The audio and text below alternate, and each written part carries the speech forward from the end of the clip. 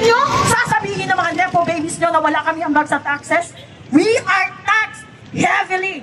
Can you imagine sa Southeast Asia, ang Pilipinas ang isa sa pinakamalaking merong value-added tax? I'm gonna tell you a story of how I got to here.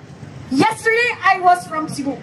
I booked a ticket to go. It's 2,100 pesos and few centavos or something. I got taxed. It's 340 pesos. I ride an Angkas going to the Pier 4 in Cebu City. I got taxed again. I bought soft drinks. I bought bottled water. I bought Wi-Fi subscriptions sa Viber. I got taxed again. Putang inang value-added tax.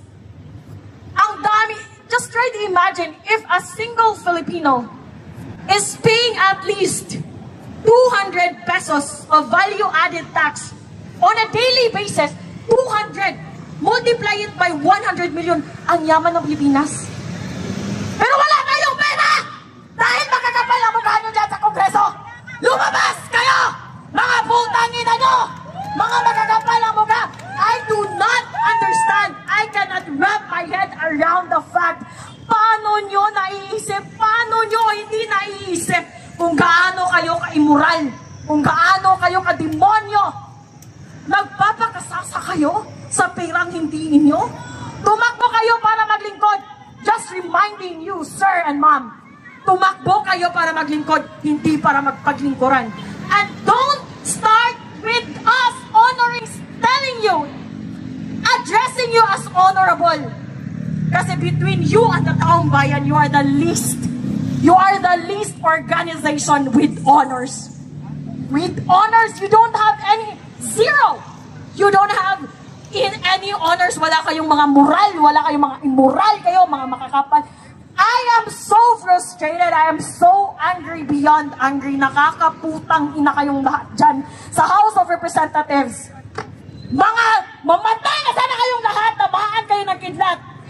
Super ang pangbababoy at panggago nyo sa mga Filipino. You're treating us like an idiot. Like we don't have access to information. You're treating us as someone as imbecile. Kaya na yung sumugod ngayon at sunugin ang mga kaluluwa nyo dahil napilong kayo sa impyerno, mga putang ina nyo. Tingnan nyo.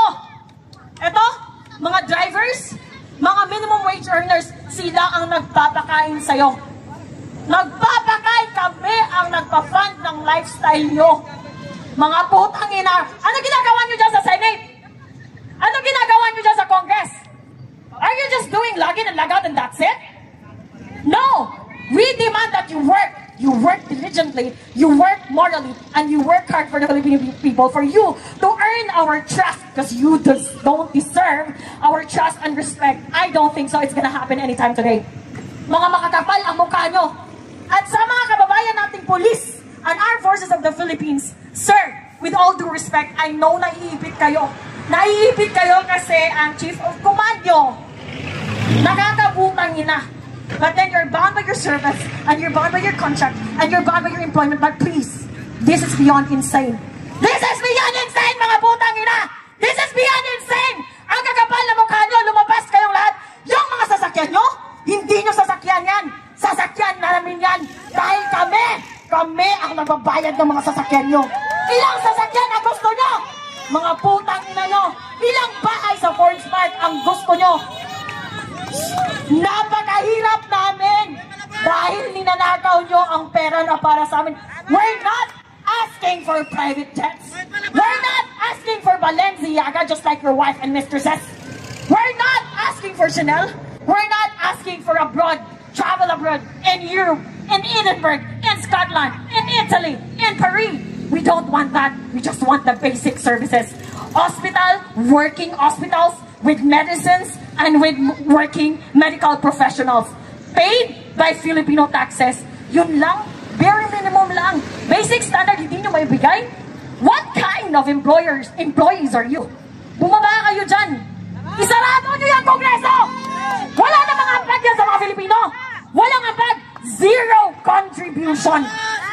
Pinapalamon lang namin kayo. Makakapal lang mukha nyo. Sino sasakyan yan? Pinapalamon namin kayo. pag wala kayong ginagawa, hindi kayo nagtatrabaho, nagnanakaw lang kayo araw-araw. Yun lang ang ninanakaw nyo. Sino yan ang lumabas sa Kongreso? Yan ba ang aming honorable magnanakaw? Putang ina mo! Pinapalamunin ka! Kung merong batugan at palamunin, hindi yun ang mga standby. Ang palamunin at batugan ay nasa Kongreso.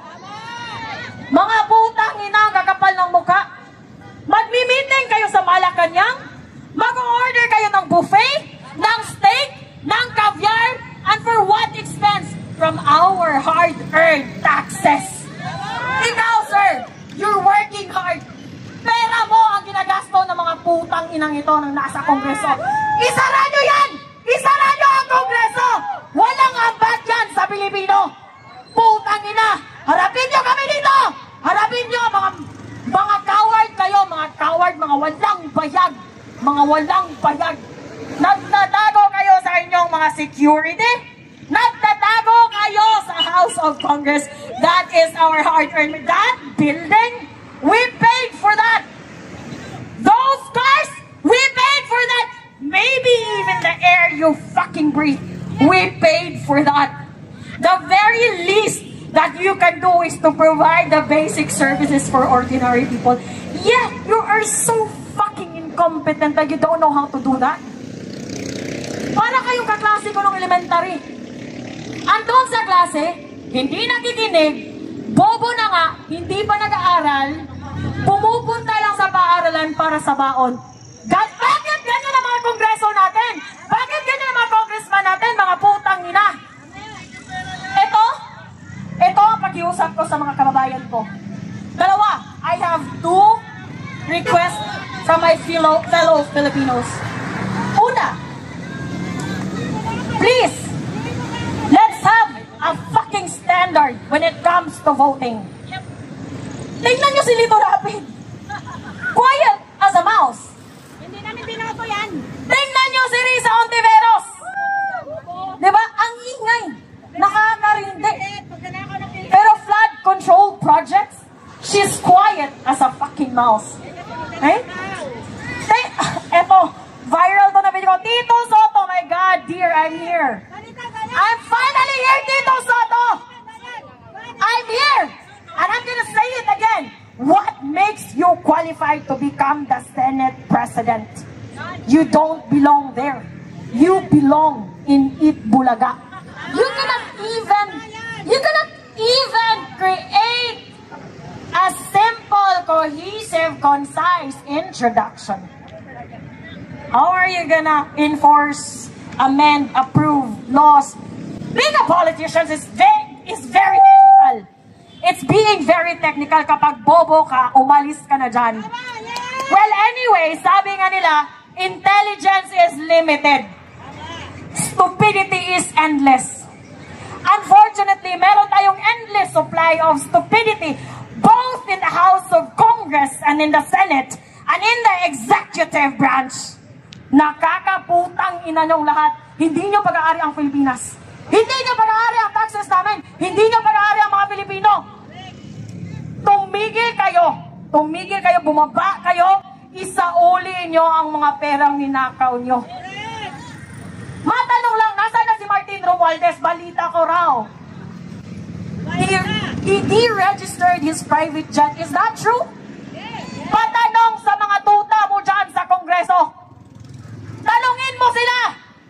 Pakitanong sa mga tuta ni Martin Romualdez dyan sa Kongreso. Where is your fucking boss right now? Did he go abroad? With his stolen money?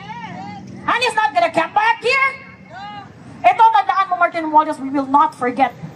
Not even sa mga anak mo, sa mga anak ng anak mo, at sa mga anak ng anak ng anak mo.